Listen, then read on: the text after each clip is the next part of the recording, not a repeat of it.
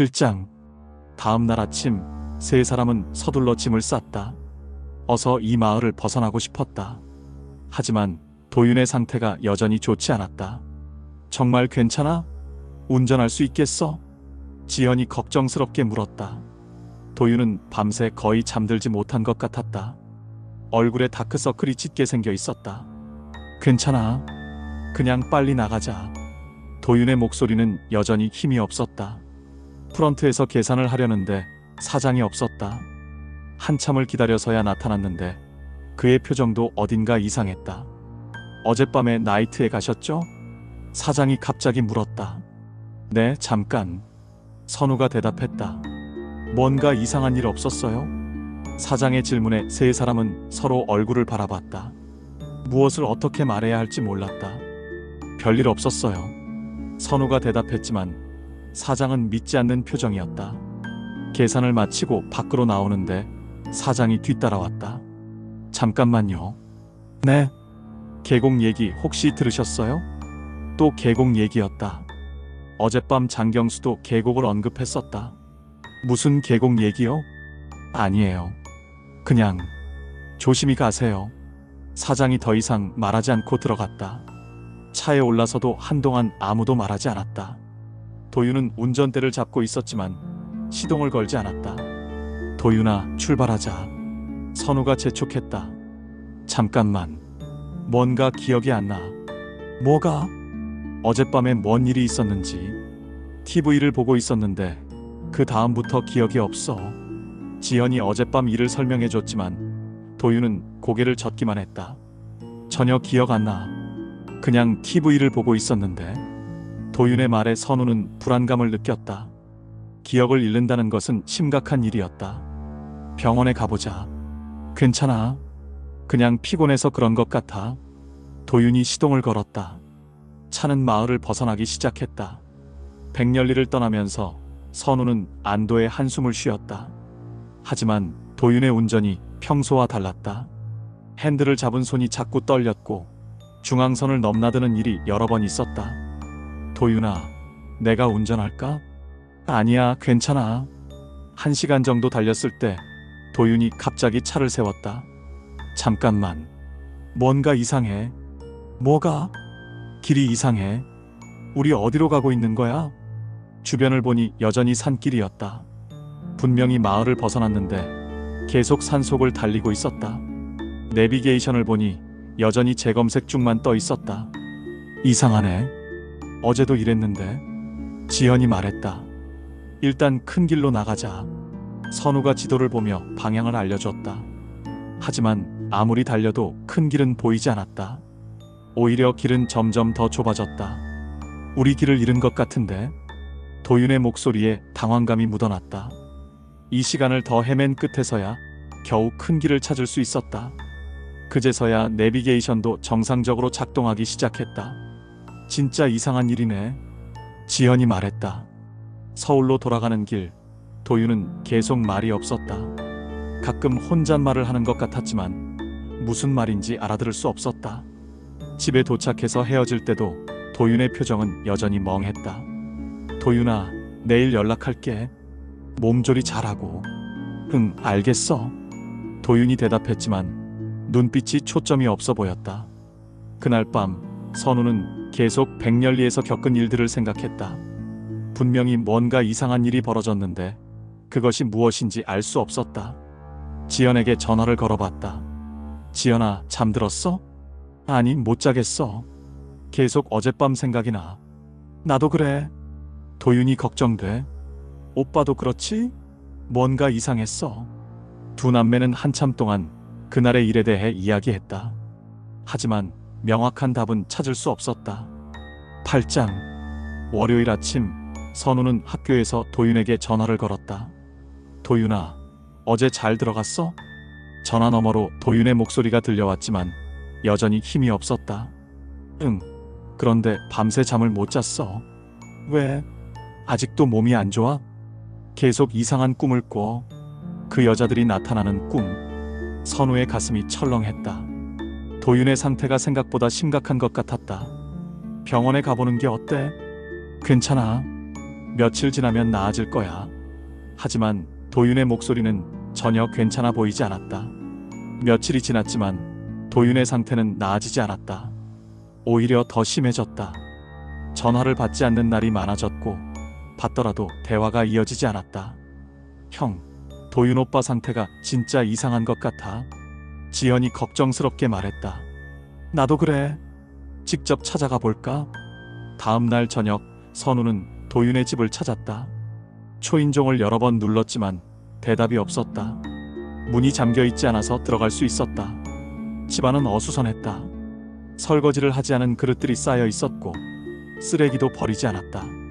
평소 깔끔한 도윤답지 않았다. 도윤아. 방에서 도윤을 찾았다. 침대에 누워 천장을 바라보고 있었다. 몰라볼 정도로 야위어 있었다. 도윤아, 왜 이렇게 됐어? 선우야, 왜 왔어? 도윤의 목소리는 거의 속삭임에 가까웠다. 걱정돼서 왔지. 병원에 가자. 안 가. 의미 없어. 무슨 소리야? 이렇게 있으면 안 되잖아. 선우가 도윤을 일으키려 했지만 도윤은 저항했다. 그냥 놔둬. 어차피 끝이야. 뭐가 끝이야? 도대체 무슨 소리 하는 거야? 그 여자들 계속 나타나.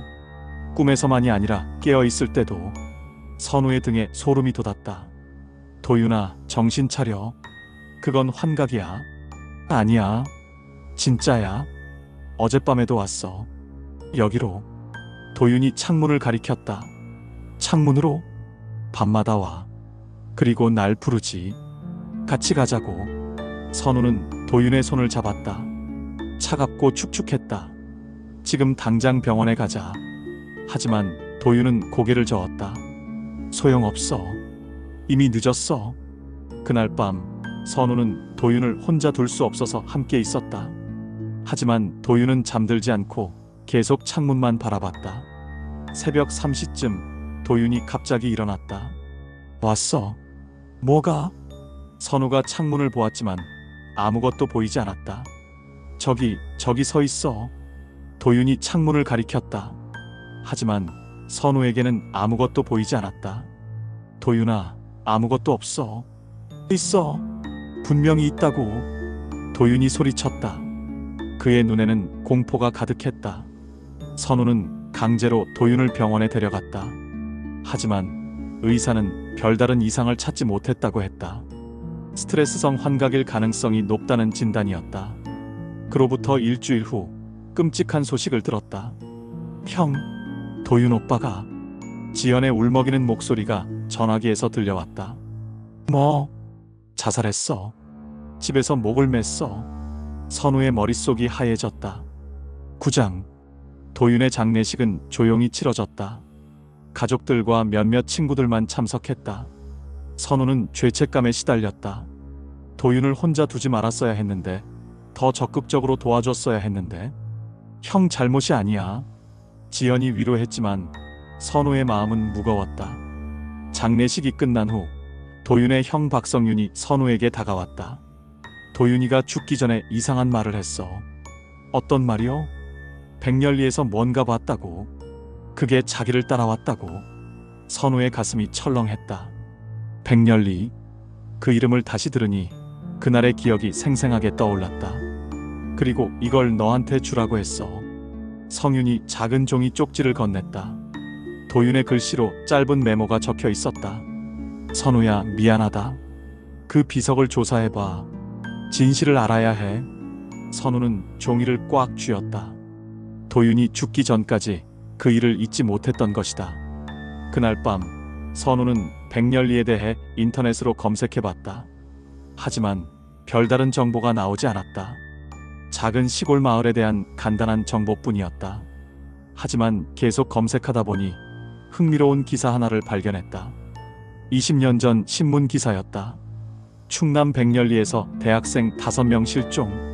기사를 읽어보니 20년 전 여름 대학생들이 백렬리 근처에서 실종되었다는 내용이었다. 마지막으로 목격된 곳은 마을의 한 유흥업소였다. 하지만 며칠 후 시신들이 계곡에서 발견되었다. 선우의 손이 떨렸다. 그 계곡이 모텔 뒤쪽 계곡일 가능성이 높았다. 더 검색해보니 비슷한 사건이 몇 번 더 있었다는 것을 알 수 있었다. 모두 젊은 사람들이 백렬리에서 실종되거나 의문사한 사건들이었다. 선우는 지연에게 전화를 걸었다. 지연아, 백렬리에 대해 뭔가 알아봤어. 선우가 찾은 정보를 지연에게 말해줬다. 지연도 충격을 받은 것 같았다. 그럼 도윤 오빠도 그 일과 관련이 있는 거야? 그럴 가능성이 높아. 어떻게 하지? 경찰에 신고해야 하나? 선우는 고민했다. 하지만 도윤이 남긴 메모가 계속 머릿속을 맴돌았다. 진실을 알아야 한다는 말이. 일단 더 조사해보자. 며칠 후 선우는 용기를 내어 결정했다. 지연아, 나 백렬리에 다시 가볼까 해. 뭐? 왜? 도윤이가 마지막에 남긴 말 때문에. 그 비석을 조사해보라고 했잖아. 위험해. 혼자 가면 안 돼. 그럼 같이 가자. 지연은 한참 고민하더니 고개를 끄덕였다. 알겠어. 하지만 낮에만 가자. 그리고 하룻밤은 절대 안 자고. 선우도 동의했다. 다시 그 마을에서 밤을 보낼 생각은 없었다. 10장. 다음 주 토요일 선우와 지연은 다시 백렬리로 향했다. 이번에는 내비게이션이 정상적으로 작동했다. 이 시간 만에 마을에 도착할 수 있었다. 낮에 보는 백렬리는 더욱 을씨년스러웠다. 집들은 더 낡아 보였고 사람들도 거의 보이지 않았다. 저기 모텔이네. 지연이 백년장을 가리키며 말했다. 낮에 보니 건물이 상당히 오래되어 보였다. 외벽에는 이끼가 끼어 있었고 간판도 녹슬어 있었다. 두 사람은 차에서 내려 계곡 쪽으로 향했다. 지난번에 봤던 그 돌기둥이 여전히 서 있었다. 가까이 다가가 보니 정말로 비석이었다. 오래된 한자가 새겨져 있었는데 일부는 마모되어 읽기 어려웠다. 뭐라고 써 있는지 알겠어? 지연이 물었다. 선우는 비석을 자세히 살펴봤다. 한문을 어느 정도 읽을 수 있었지만 글씨가 너무 낡아서 힘들었다. 여기 죽은 자. 뭔가 더 있는데 잘 안 보여. 사진 찍어서 나중에 알아보자. 지연이 휴대폰으로 비석을 촬영했다. 비석 주변을 더 자세히 살펴보니 작은 돌들이 둘러싸여 있었다. 마치 무덤 같은 모양이었다. 여기 누군가 묻힌 것 같지 않아? 선우가 말했다. 그럼 이게 무덤이야? 두 사람이 비석을 조사하고 있는데 뒤에서 목소리가 들렸다. 거기 뭐 하시는 거예요? 돌아보니 모텔 사장이 서 있었다. 지난번과 같은 사람이었다. 아, 안녕하세요. 지난번에 여기 온 적이 있어서요. 선우가 인사했다. 사장의 표정이 굳어졌다. 아, 그때 그분들이군요. 친구분은 어디 계세요? 그게 돌아가셨어요. 선우의 말에 사장의 얼굴이 창백해졌다. 설마 자살? 선우가 놀라며 고개를 끄덕였다. 사장이 어떻게 알았을까? 역시 그랬군요. 예상했어야 했는데. 무슨 말씀이세요? 들어오세요. 말씀드릴 게 있어요. 사장이 모텔 로비로 안내했다. 낡은 소파에 앉으며 사장이 입을 열었다. 제가 이 마을에서 30년 넘게 살았어요. 그동안 비슷한 일을 너무 많이 봤죠. 비슷한 일이요? 젊은 사람들이 와서 그 나이트에 가고 그 다음에 이상해지는 거요. 대부분 자살로 끝나죠. 지연이 몸서리를 쳤다. 그럼 왜 막지 않으셨어요? 막으려고 했죠. 하지만 소용없어요. 이미 한 번 본 사람들은 어떻게 해도 안 돼요. 사장의 말에 선우는 소름이 돋았다. 그 비석과 관련이 있나요? 그거야 오래된 얘기죠. 20년 전에 죽은 아이들 무덤이에요. 20년 전요? 대학생들이었어요. 여름휴가 왔다가 그 나이트에 갔죠. 그리고 실종됐어요. 며칠 후에 계곡에서 시신으로 발견됐고 선우가 인터넷에서 본 기사와 일치했다. 그런데 그 이후로 이상한 일들이 시작됐어요. 그 아이들이 다시 나타나는 거예요. 다시 나타난다고요? 그 나이트에 가면 만날 수 있어요. 죽은 아이들을. 그리고 한 번 본 사람들은. 사장이 말을 잇지 못하고 고개를 저었다. 결국 그 아이들 곁으로 가게 돼요. 자신의 의지와 상관없이. 선우와 지연은 말문이 막혔다. 그럼 우리 친구도? 죄송해요. 막을 방법이 없었어요. 사장의 목소리에 진심 어린 미안함이 묻어났다. 그 나이트는 아직도 영업해요? 아니요. 진작에 문 닫았어요. 하지만 건물은 그대로 있죠. 장경수 씨는 어떻게 됐나요? 장 씨요? 그분도 몇 년 전에 돌아가셨어요. 역시 자살이었죠. 선우는 복잡한 마음이 들었다.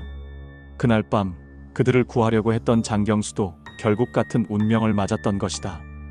혹시 그 비석에 뭐라고 써 있는지 아세요? 지연이 물었다.